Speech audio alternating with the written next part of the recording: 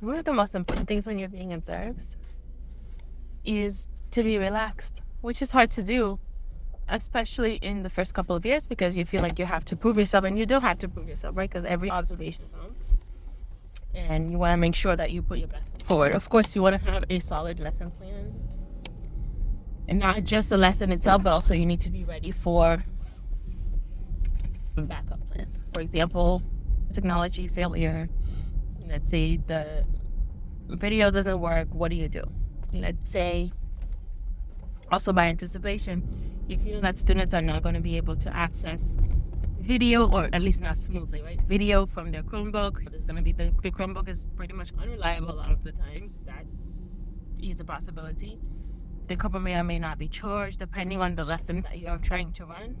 Be very cognizant of that. And see, of course, if it's something that's student-centered, of course they're going to need the Chromebook. But if it's student-centered, you have almost less control. But if it's teacher-centered or teacher-led driven, you have more control over not so much the students themselves, but over some of the variables could surface. For example, Chromebook's not being charged, the video is not working. For example, sometimes the video just stops and goes throughout class, which is okay. It's not ideal, but during the class it does happen. And in those cases, you just find the best alternatives for students to be able to access content. But during an observation, you don't want to deal with those. You want to limit those unforeseeables, those question marks, those uncertainties as much as possible. You already know the YouTube may or may not work. You already know that because it does that pretty much every day. During regular days, we'll work around it, but when it's observation, you don't want to risk that unless you have a certain lesson that gives you enough time for students to deal with those types of hiccups should they arise, basically. Ideally, just stay away, right? You want to maximize control of the room, particularly when there's an observation. If they come in unannounced, they just pop in, then they see what they see, whatever. But if it's announced, you want to have maximum control over the room. For example, what if the projector stops working? Then what do? Are you still tied to the media that you had planned to show or display? Of course, that's plan A. Or do you have an alternative? Are you prepared for if plan A falls apart? Can you pivot?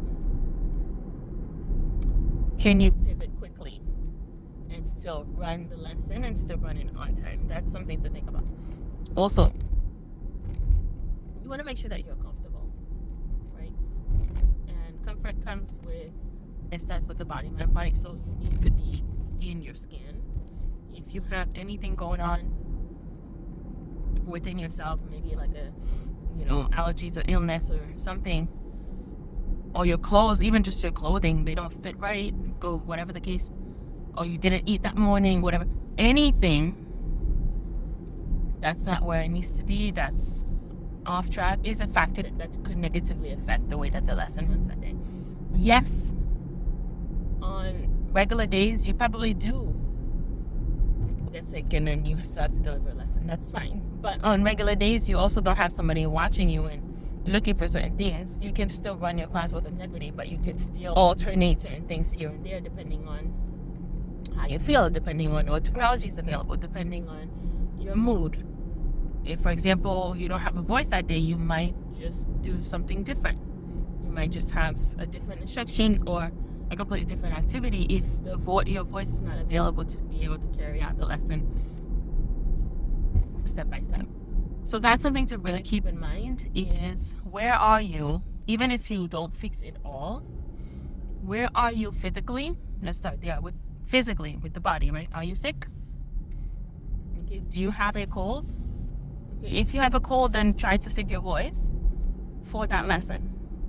Okay. Obviously, you want to run it a couple of times if possible for you to know where the pitfalls are in the lesson, if any.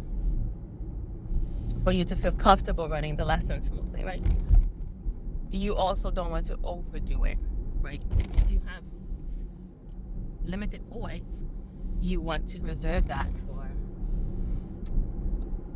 that specific period when you're being observed. Okay? And there's quite a few things that you need to keep in mind, not just the lesson plan itself, and for the students, which is what you do on a daily basis anyway, so that's nothing brand new, but specific to observations. When you're being observed, primarily you need to be comfortable and you need to be in your skin. That's priority one. Okay.